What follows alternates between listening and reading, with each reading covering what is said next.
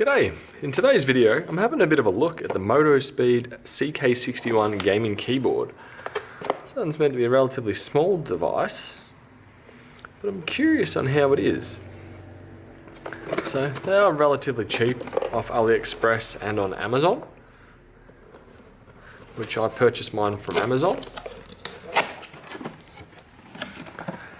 So what do we get? Chinese warranty card. A very small user manual.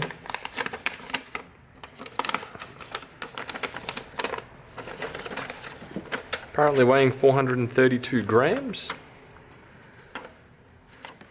Yeah, this is a cabled keyboard, I believe. Does have a bit of a solid weight to it. The keys do sound very clicky.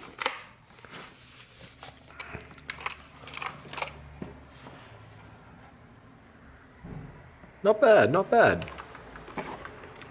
Granted, it is all plastic. It's Type C. Anyway, we've got here braided Type C cable, USB-A to USB-C. Now I'm going to hook this up and see how it goes. Now after using this keyboard for a couple of days and trying to figure out its quirks and whatnot, I've come to the overall conclusion is I don't really like it. Well, you've got to use the arrow keys up and down quite frequently during work, and due to this I cannot. To be able to do it I've got to go function, I believe it's F3, and then all these alternative ones will become active in this particular zone. So if I do enable it to be able to use my arrow keys, page up and delete, so on, all become active as well.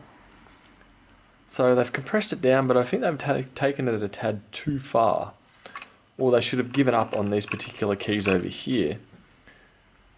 Like a few other interesting features. I'll just put this down.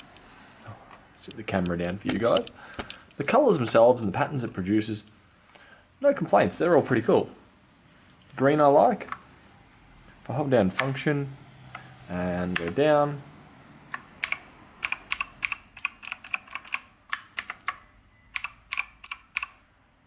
it's all varying different effects.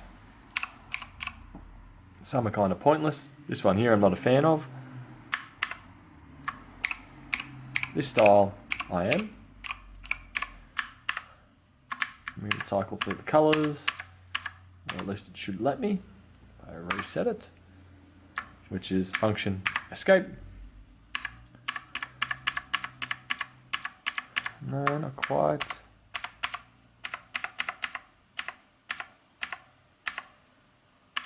There we go.